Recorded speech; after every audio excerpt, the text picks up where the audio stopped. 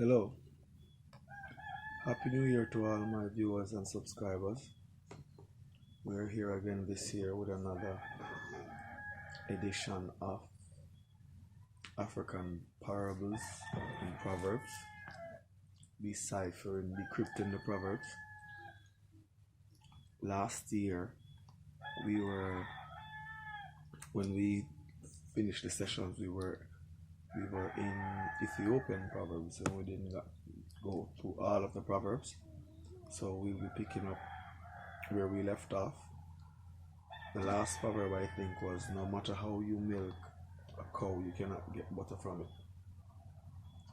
No matter how much you milk a cow. No, we did not say no matter how much you milk the cow's milk. You cannot milk the cow. You can get butter from milk, but you will not get butter from the cow.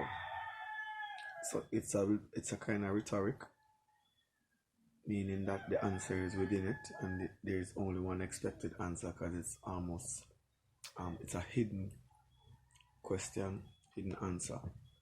But if anyone has a better translation or understanding of that proverb, they can give me their view.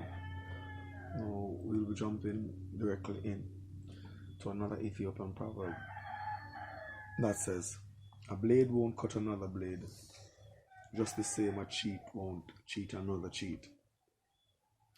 There is an old saying, it's a parable, a European proverb, I'm not sure. It says, all is fear in love and warfare. It's taken from Shakespeare's book. So, in the sense that someone is already altering the scales, you alter your scales in tandem with their, in accordance with them.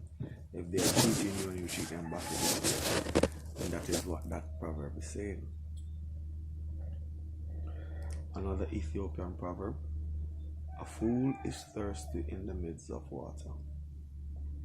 What that proverb is saying is that people who are lesser conscious and have lesser connection to their intellect and self are always lacking in the thing that they already have. They could have the answers to all their problems, but they would not see it, because the whole fact that they're not reasoning, the whole fact that they're a fool, as it states, a fool is thirsty in the midst of water. Even if they had the solution, they would not make use of it. Another Ethiopian proverb, advise him, counsel him. If he does not listen, adversity will teach him. This is giving you in layman's term.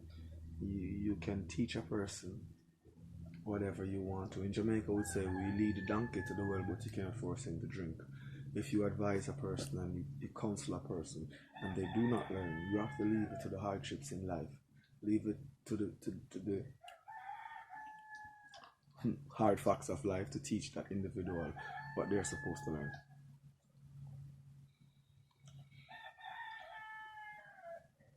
Here's another Ethiopian proverb. What one hopes for is always better than what he has. What one hopes for is always better than what one has. Why? You are hoping for something, you're dreaming, it's your dream.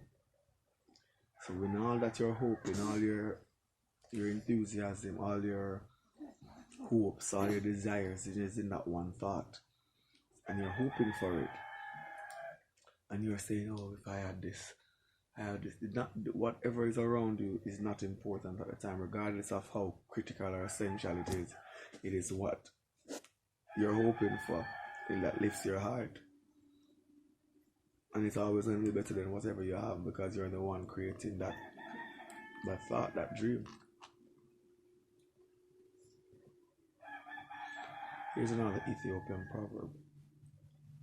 A fool and water will go the way they are diverted. People who are not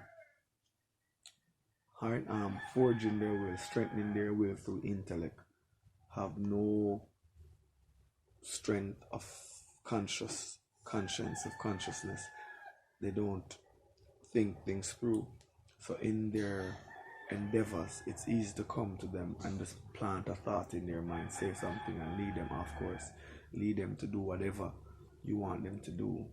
As it states, a fool and water will go the way are diverted, because they have no strong will, and the will is forged by the intellect.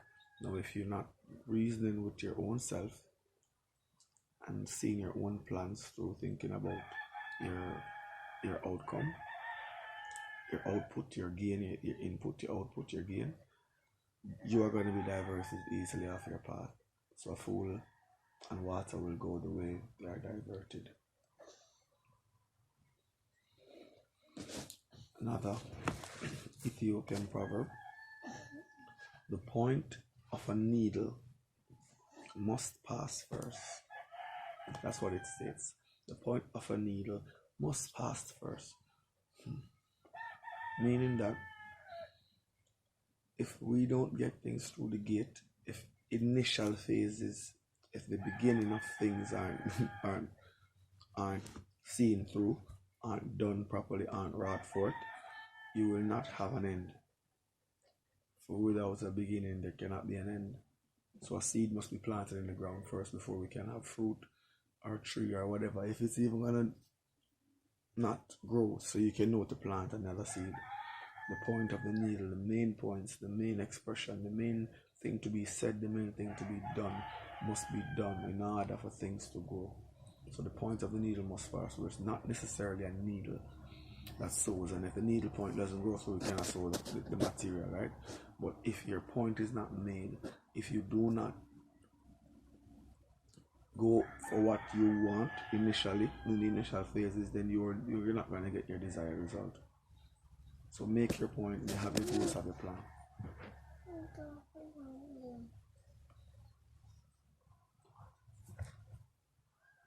Yes?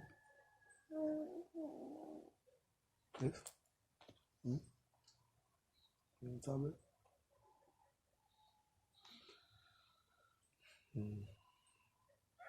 So another Ethiopian proverb: move your neck according to the music.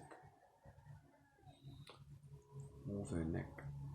As we as Africans understand what that is about. We move our bodies to the beat, we move our head to the beat, but it's actually the neck. It is the furthest end from the tip of your spine, which is an extension of the spine. So the music is a rhythm coming through the spinal cords, the undulations, or what you would say, then the rhythmic, the electrical impulses coming up the spine, the sine wave energy. You know what I mean? The Sudokus, the double Sudokus wrapping around the energy portals of the body, the left to right, the portals on the body coming up. That's where the music hits. So if you move your neck to the music, you're going to be a good dancer. But moving your neck to the music is not about literally moving your neck to a literal song.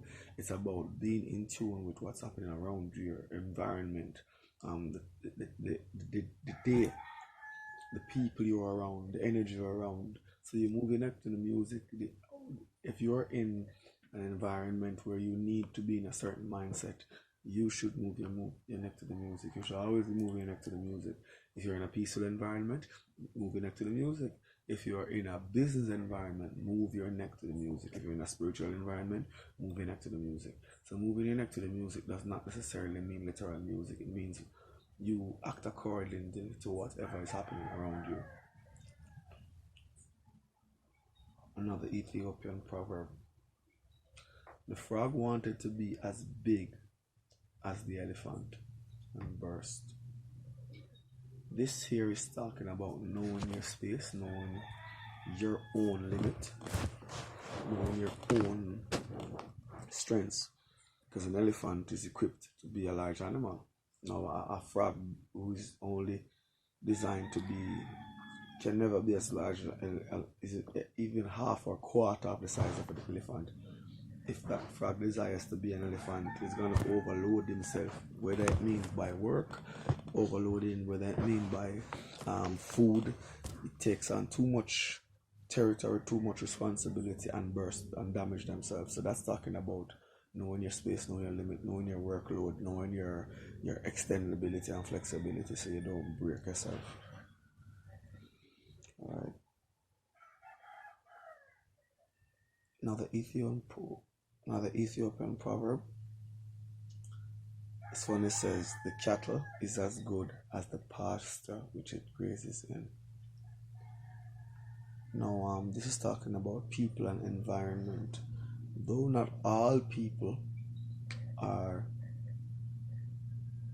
susceptible to breaking down in environment, and not all people, because it's a known fact that Charlotte monks can go into the snow without any shirt on and being there and raise their body temperature.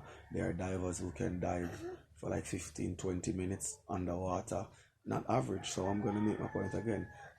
Not everyone is going to be conditioned by environment, but most people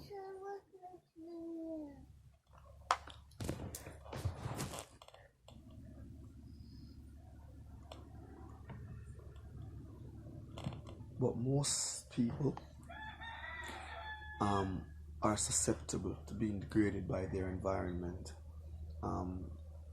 You can see it from people. Look at urban people and people who live in rural areas. Look at the behavior. A person who lives in the city versus a person who lives in the country. You can see their behavior, their aptness for certain things. At the same time, they are conditioned to their environment. So the cattle is as good as the pasture it grazes in. I don't have to expound too much on that. Alright, this one says a cat goes to a monastery but still remains a cat. This shows you that you can change the environment again and the person still keeps that trait. Now the cat represents a person or a female, a personality, right? Personality or a type of person, characteristics. Because a cat, enough people consider cats as sly, are cunning, somewhat crooked as well, devious cats, right? But the cat goes to a monastery. A monastery is like a holy place, a place for chastity, a place for celibacy, a place for like holiness, spiritual practice, but still remains a cat. That shows that person's nature has not changed, so the person keeps their nature regardless of them going to a monastery. So in other words, we in Jamaica would say you cannot powder a blackbird, and there's some would say you cannot wash the spots off a leopard. Even if you dye them, you can dye in the color, but you cannot wash the spots off a leopard.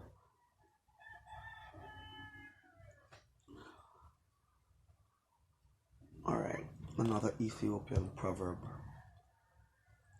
This one is very profound. This one is talking about unity, as within the African race, within the black race, we lack unity. We lack strength. We don't promote each other.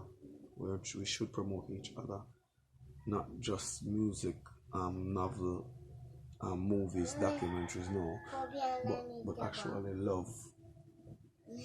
But actually love in total. This one says, a single stick may smoke, but it will not burn. One man against the world. Look at that. One man army. One person bearing all the load. One person being the sacrifice. Like Yahshua, when his sacrifice was for us all to unite, right? So a single stick may burn, which may smoke, but will not burn. It will never combust and catch fire, because it's just one thing. A stick, there's not enough there's not enough energy there. So basically, we should unite. That's what it's talking about, unity. Alright.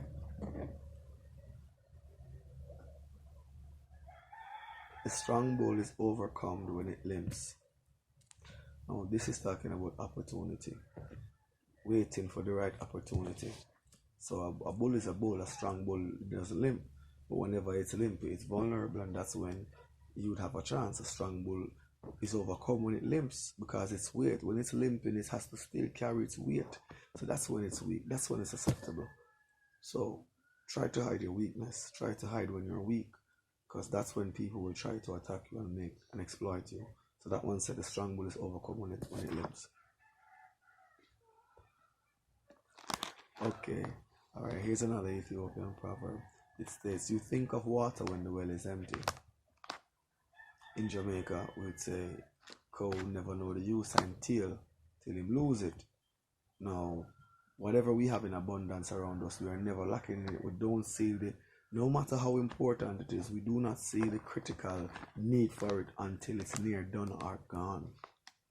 And that's when we realize how important it is. So this is trying to say, not just that stating out that mankind is not attentive, but that we should be attentive and protect the things that we need, so we don't only think of them when they are gone.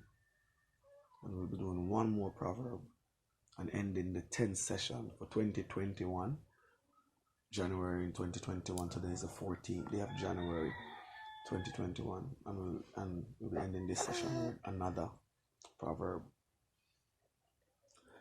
This proverb states, this is final proverbs. Our viewers and subscribers are asked to decipher and leave in the comment section this proverb. So far, no viewers has done so yet, so I'm still going to release this one. It says, to kill a lion is to be ready for war. To kill a lion is to be ready for war. Keep that in mind. One love.